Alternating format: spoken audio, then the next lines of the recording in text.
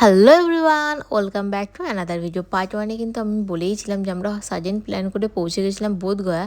তো সেখান থেকে আরেকটা প্ল্যান করেছিলাম, আর সেটাই হচ্ছে চম্পারনের মাটন টেস্ট করার। আমার হাজব্যান্ডের বহু বছরের ইচ্ছে ছিল যে ও অথেন্টিক চম্পারন মাটনটা টেস্ট করবে, বাট আমরা কোনো সময় পপার বিহার থেকে যেহেতু যাইনি বা যাওয়া হয়নি, আমাদের আশেপাশ থেকে গেছি বা বিহার টাচ করে বেরিয়েছি, বাট এটা পাইনি। এটা খাওয়ার জন্য আমাদেরকে মানে যেতে হয়েছিল পপার বিহারে, মানে একদম আদ্যপান্ত গ্রাম বলে না সেরকম জায়গায়। তো আমরা লোকেশান দেখে দেখে সেই এমন এমন জায়গা দিয়ে যাচ্ছি, আমরা ভাবছি যে যাচ্ছি ঠিকঠাক যাচ্ছি তো, মানে গিয়ে কিছু পাবো তো।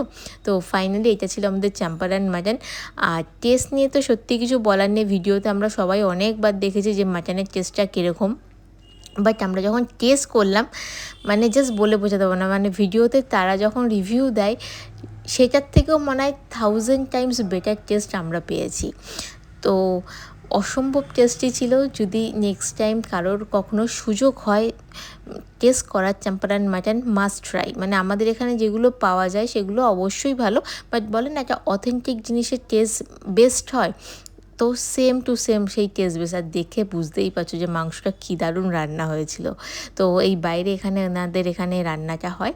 আর এটা ছিল লোকেশানটা, দিয়ে রাখলাম যদি কারোর কোনো দিন যেতে ইচ্ছে হয়, যদি হেল্প হয় তাহলে তো খুবই ভালো লাগবে আমার। আর এখান থেকে তারপরে আমরা আর কোথাও দাঁড়াইনি, একদম সোজা বেরিয়ে গেছিলাম মানে বাড়ির উদ্দেশ্যে। আর যেতে যেতে আবার রাস্তায় এইটুকু একটা মিষ্টির দোকান দেখেছিলাম, তো সেখান থেকে আমরা টেস্ট করেছিলাম।